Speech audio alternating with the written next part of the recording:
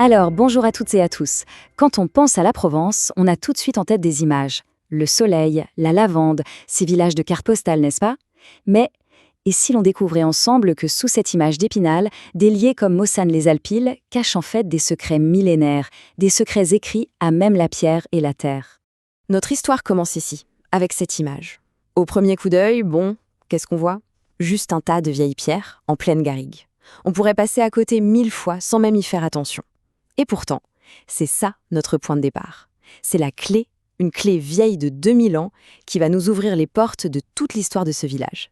Alors, allons-y. Plongeons au cœur de ce secret provençal, Mossane-les-Alpilles. Rien que le nom, ça sonne déjà comme une promesse de douceur de vivre.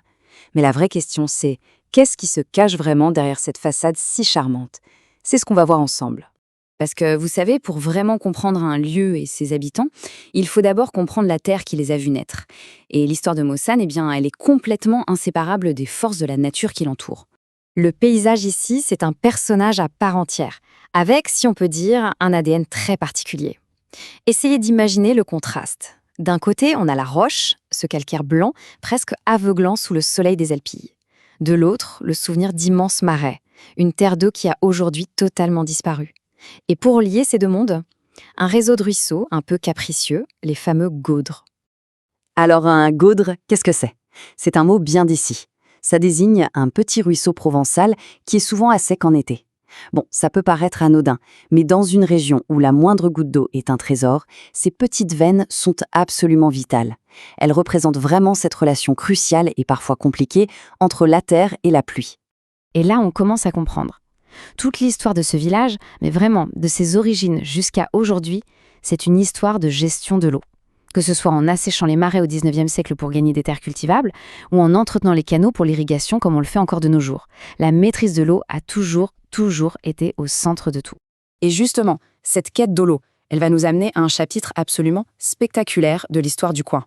Un chapitre qui connecte ce petit bout de Provence à rien de moins que le plus grand empire de l'Antiquité. Et ça soulève une question qui est assez folle quand on y pense. Comment est-ce qu'une petite zone rurale comme celle-ci a bien pu devenir une source d'eau indispensable pour Arles, qui était, rappelons-le, une des plus grandes métropoles de la Gaule romaine? Eh bien la réponse, on se souvient de l'image du début, c'était elle. Ce n'était pas juste un tas de pierres, non. C'est un vestige d'un aqueduc romain d'une sophistication incroyable. Oui, c'est bien ici, au beau milieu des Alpilles, que les ingénieurs romains sont venus chercher l'eau dont ils avaient besoin pour leur grande cité, Arles. Et leur système était d'une efficacité redoutable. Imaginez le travail. Première étape, capter l'eau pure des sources. Deuxième étape, la canaliser dans une conduite en pierre taillée au millimètre. Et enfin, troisième étape, lui faire traverser des kilomètres et des kilomètres de paysage avec une pente calculée à la perfection jusqu'à la ville. Pour l'époque, c'est un exploit de génie civil absolument monumental. Bon, après ce petit détour par l'Antiquité romaine, revenons au cœur du village lui-même. Parce que si l'eau a sculpté le territoire, c'est bien la foi et l'esprit de communauté qui ont bâti son âme. L'histoire de l'église Sainte-Croix, c'est une belle histoire de patience et de détermination. Il a fallu attendre près de 70 ans. 70 ans entre la toute première demande officielle en 1681 et sa consécration en 1754 pour que les habitants de Mossane aient enfin leur propre lieu de culte. Une attente rendue possible grâce à la générosité d'un homme, un certain Joseph Laugier de Montblanc.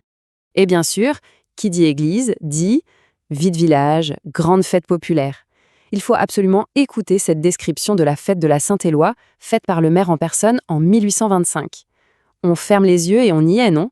On imagine la charrette décorée, la puissance des 20 mules, la ferveur de la foule, peut-être même l'odeur de l'encens.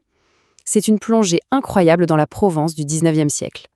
Mais le plus fou dans tout ça, c'est que cette tradition n'est pas qu'un souvenir. Non, elle n'est pas morte. Après une longue pause, elle a été ravivée en 1991. Et ça, c'est une illustration parfaite de la façon dont le passé, ici, n'est pas juste dans les livres d'histoire. Il continue de rythmer la vie du Mossane d'aujourd'hui.